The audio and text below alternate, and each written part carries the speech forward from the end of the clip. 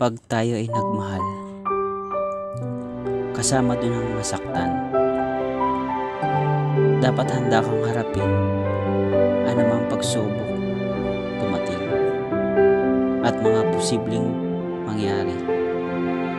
At pag nasa gitna ka na ng sitwasyon na nasasaktan ka na, una, forgive. Huwag kang magtatanim ng galit sa kanya. Kung nasaktan ka niya, patawarin mo siya. Kung ang Diyos nga nagpapatawad, tao pa kaya? Walang magagawa ang galit mo. Hindi nito maibabalik yung wala na sa'yo. Pinahirapan mo lang ang sarili mo. Pag pinahiral mo ito, bitter ang labas mo niyan. Accept. Huwag kang magpaka-bitter. Instead, ipakita mo sa kanya na mula nung iniwang kanya, naging better ka. Tagapin mo yung katotohanan na wala nang kayo, na wala na siya sa'yo, na iniwang kanya, na may dahilan kung bakit niya ginawa yun. Isa sa dahilan kung bakit tayo iniiwan ng mahal natin ay hindi sila para sa atin, o kaya naman may nakita silang iba at nawala na yung pagmamahal nila, o kaya may pagkukulang tayo.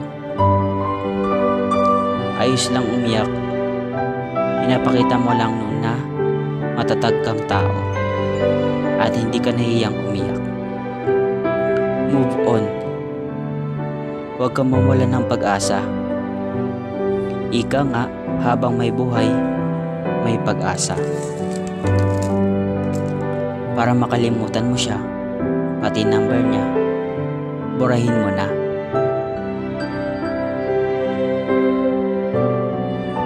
Problema din ang masaktan, pero wag mong sisihin ang Diyos, tadhana at ibang tao kung bakit ka nagkakaganyan. Be thankful kasi nilayo ka ni God sa taong akala mo para sa iyo. Be thankful pa rin kay God.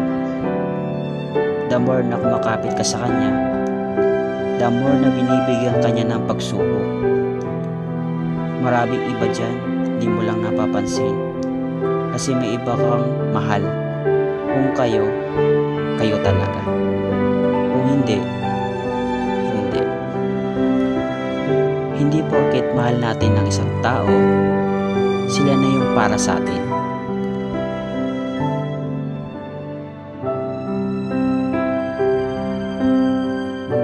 May mga bagay lang na nakasanayan natin gawin. Kasama siya. Nakakagulat kung isang araw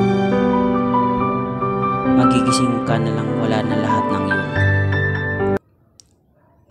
True love doesn't have a happy ending because true love never ends.